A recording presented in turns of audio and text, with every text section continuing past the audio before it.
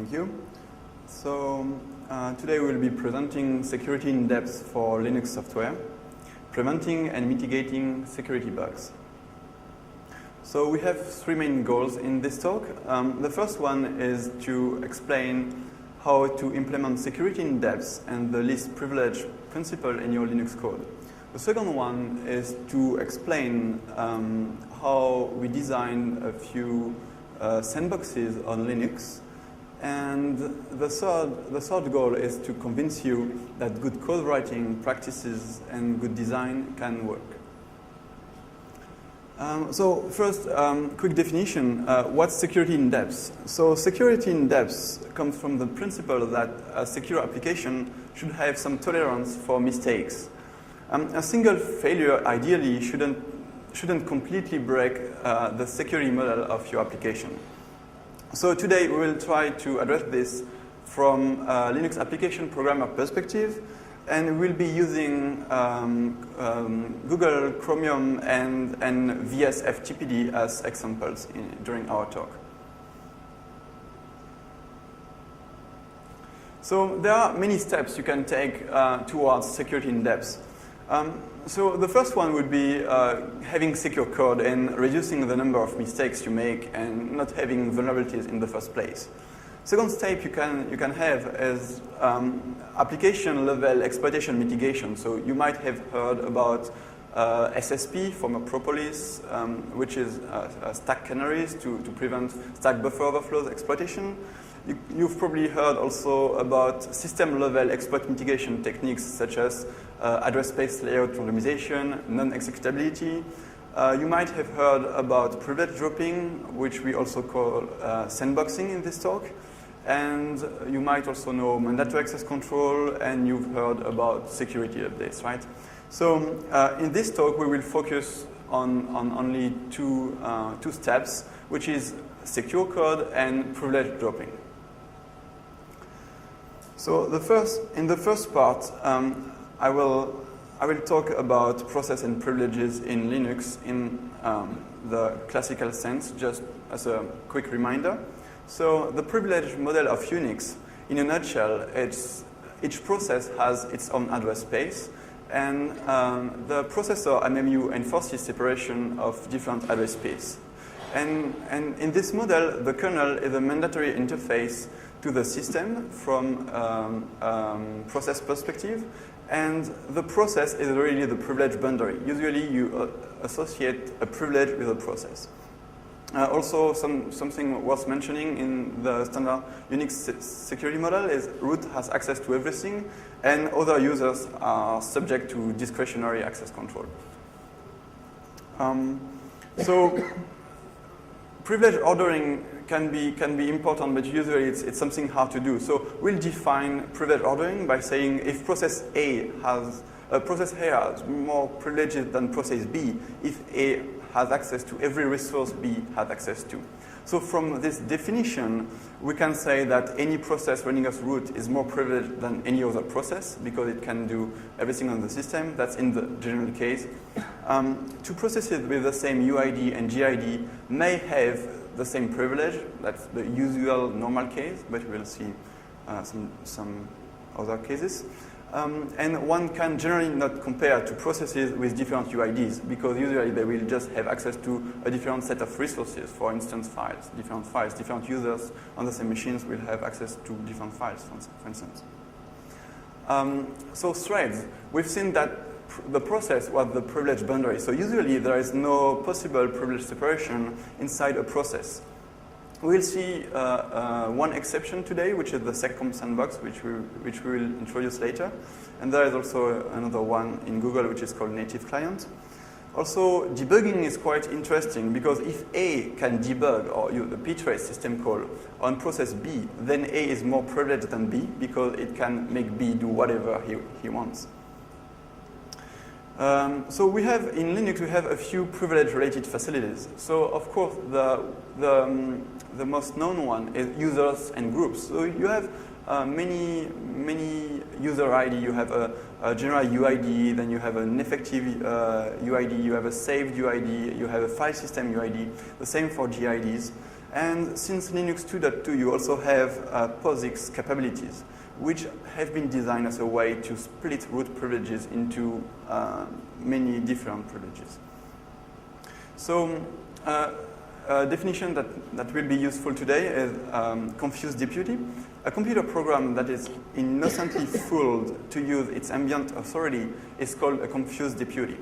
So for instance, we will see that a lot of the Linux privileges facilities have been thought as to reduce confused deputy problems. So for instance, partial UID switching is mostly useful to avoid this kind of problems. But it's completely useless in case of arbitrary code execution when an attacker has complete control over your process, because if your process can actually revert back and gain its privilege back, so can the attacker who is in control of your process. And only root can use this facility of switching UIDs. Linux capabilities, so as I've said, Linux divides root privileges into distinct units. So for instance, you have capnet row, which allows you to use row sockets. You have also capsysadmin, and you have tons of them, like 20 of them. Capabilities have a few limitations.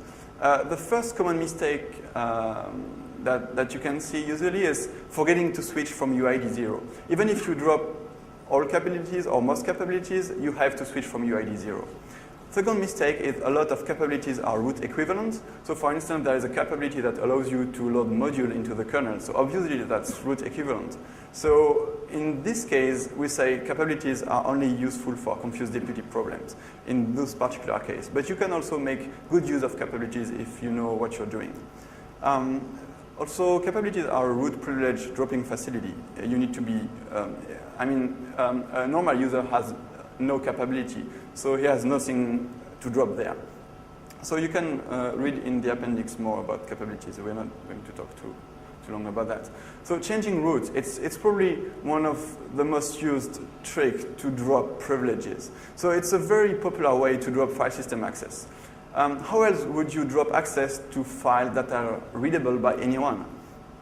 The problem with changing root is it requires dropping privileges afterwards, because otherwise it's extremely easy to escape from a chroot sandbox, because your root, you can do whatever you want. You can load modules, you can change the network, you can ptrace any process on the machine, so you can easily escape from that. So you need to drop privileges afterwards. Something that is not very, very well known yet is the new namespaces. They came since Linux 2.6.19 and with very recent additions, even in 2.6.26. So it's a courtesy of the Linux containers, which allows you to create many virtual containers on the same machine. And so we'll see how to use them. But in recent kernels, you have clone new PID, for instance, which allows you to get a new PID namespace for your process. Also, another interesting one is clone new net, which allows you to get a new network namespace. And we'll see how we can use that to drop privileges. However, those are also only accessible by root. You have something that has always been there in Linux. It's resource limits. They can be used for security. So for instance, you have rlimit no files, which restricts you from getting new file descriptors.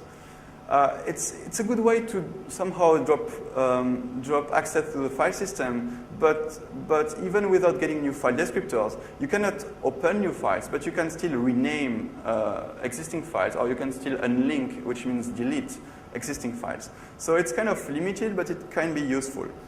Also, if you use that for security, you need to put the limit to 0, because if you put a higher limit, then an attacker could just close the file descriptor to open a new one. Something worth mentioning too is the dumpable flag in the process. So Linux supports a per process dumpable flag, and what that allows you to do is to say, okay, I don't want to be debugged. No one should be able to debug me. And so if you have that, if you do that, it's not really privilege dropping. It's more a privilege elevation, because before every other processes could debug you, now they can. So it's a privilege elevation, but it's still useful in this talk, because if you elevate your privilege, you're consequently lowering the other process privilege. So it's kind of a privilege dropping facility for other processes. We will see how to use that also later. Mandatory access control is worth mentioning.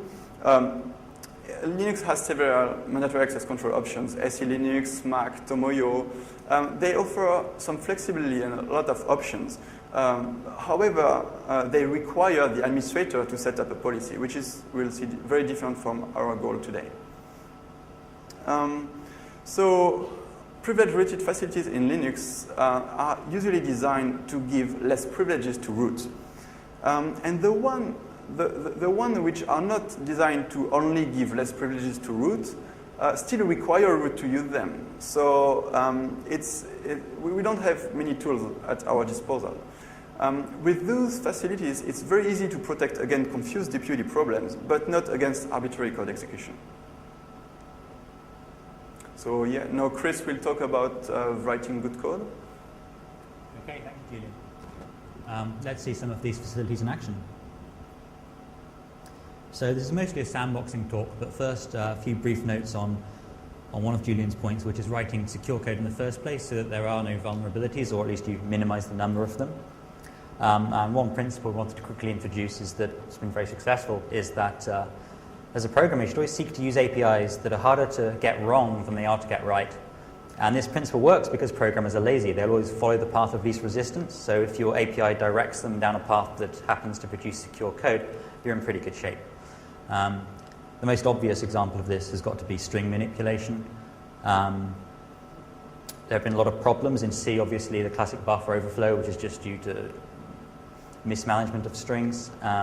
Whereas if you are using a language like C++, you tend to get that a lot less because the language actually offers a string class by default and will handle all of the buffer allocation and extension and concatenations and so on for you.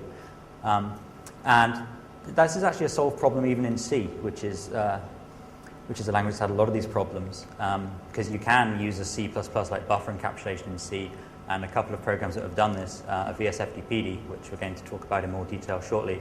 Another good example we talked about just before lunch was Qmail, the popular mail daemon, and that has had very few problems, if any, with string manipulation and buffer overflows and so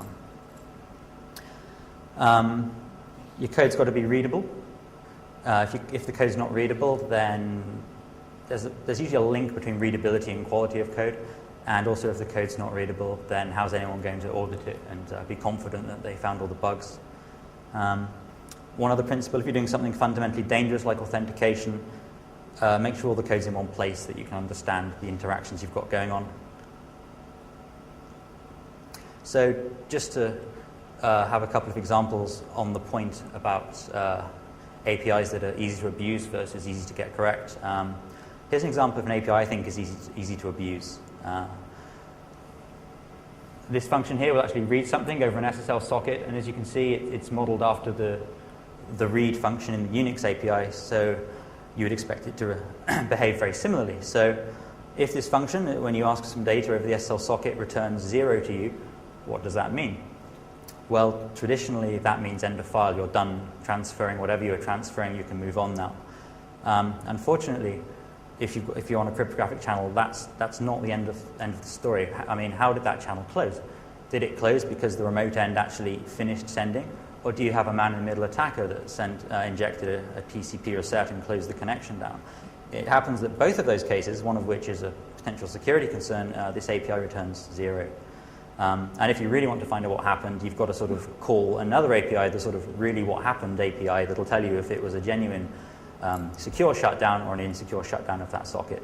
So this is the sort of example of an API you want to avoid. And in VSFDPD's implementation of SSL, I got this wrong.